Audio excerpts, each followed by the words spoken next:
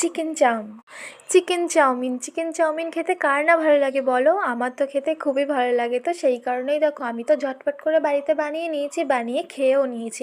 আর আমি জানি তোমাদেরও খেতে খুবই ভালো লাগে।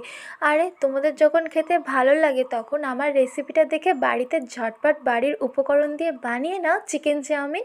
তো চলো কীভাবে চিকেন চাউমিন বানালাম সেটা তোমাদের সাথে শেয়ার করি।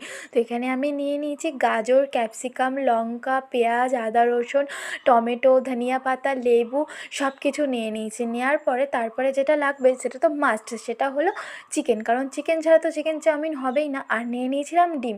তো এদিকে আমি সব কিছুকে কুচি কুচি করে কেটে নিয়েছি। নেওয়ার পরে তারপরে গ্যাসে একটা পাত্র বসিয়ে দিয়েছি, পাত্রে দিয়ে দিয়েছিলাম জল, আর দিয়ে দিয়েছিলাম লবণ, আর দিয়ে দিয়েছিলাম একটু সাদা তেল। দিয়ে তারপরে আমি দিয়ে দিয়েছিলাম চাউমিনটা। আর সাদা তেল চাউমিনে দিলে না চাউমিনটা জড়ায় না। তো যাই হোক, তারপরে এখানে সিদ্ধ হয়ে গেছিলো চাউমিনটা, সেটাকে লাবিয়ে নিয়েছি। লাবিয়ে নেওয়ার পর তারপরে দেখো এখানে যে কেটে রেখেছিলাম যে ক্যাপসিকামটা, তো এক এক করে এগুলোকে ভেজে নেব। তো এখানে আমার ক্যাপসিকাম ভাজা হয়ে গিয়েছে।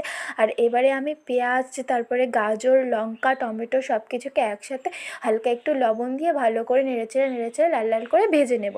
ভেজে নেওয়ার পর তারপরে দেখো এখানে যে আদা রসুনটা কেটে রেখেছিলাম, এই আদা রসুনটাকে পেস্ট করে নেবো। আদা রসুন পেস্ট করা হয়ে গিয়েছে। আর এদিকে গাজরের এইগুলো ভাজাও হয়ে গিয়েছে। তো এইগুলোকে আমি নামিয়ে নিয়েছি। নেওয়ার পর এইবার হচ্ছে মাংস ম্যারিনেট করার পালা। তো মাংস ম্যারিনেট করার জন্য দেখো প্রথমেই আমি দিয়ে দিয়েছিলাম একটু লবণ, লঙ্কার গুঁড়ো, আর দিয়ে দিয়েছিলাম মিট মশলা, আর দিয়েছিলাম আদা রসুন পেস্ট, আর দিয়েছিলাম সেটা হচ্ছে লেবু। এটা দিয়ে ভালো করে মেখে নিতে হবে। ভালো করে ম্যারিনেট করে নেওয়ার পর তারপরে এই কড়াইয়ে একটু তেল দিয়ে দেখো ভালো করে এই ম্যারিনেট করা মাংসটাকে ভালো করে ভেজে নিতে হবে। ভেজে নেওয়ার পর তারপরে দেখো এখানে আমার সব কিছু ভাজা কমপ্লিট হয়ে গেছে। আর এবার আমি এই চাউমিনটাকে ভেজে নেব। তো দেখো এদিকে আমি চাউমিনটাকে ভেজে নিচ্ছিলাম।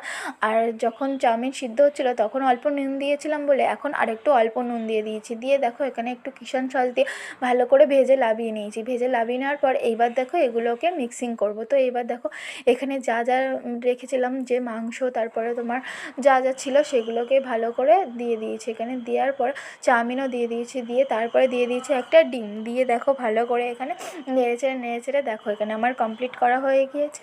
আমার হয়ে গিয়েছে চাউমিন ভাজা। তো দেখো কত সুন্দর লাগছে দেখতে, পুরো সব দিকে একদম ভেজিটেবিলে ভর্তি। আর এইদিকে দেখো আমি প্লেটও সাজিয়ে দিয়েছি। আর তারপরে কেটে নিয়েছিলাম একটু শসা। এদিকে আমি জামাইবাবুকে খেতে দিয়ে দিয়েছি। আর এদিকে আমরাও খেয়ে দেখছিলাম কেমন হয়েছে। তো খুবই সুন্দর হয়েছিল খেতে।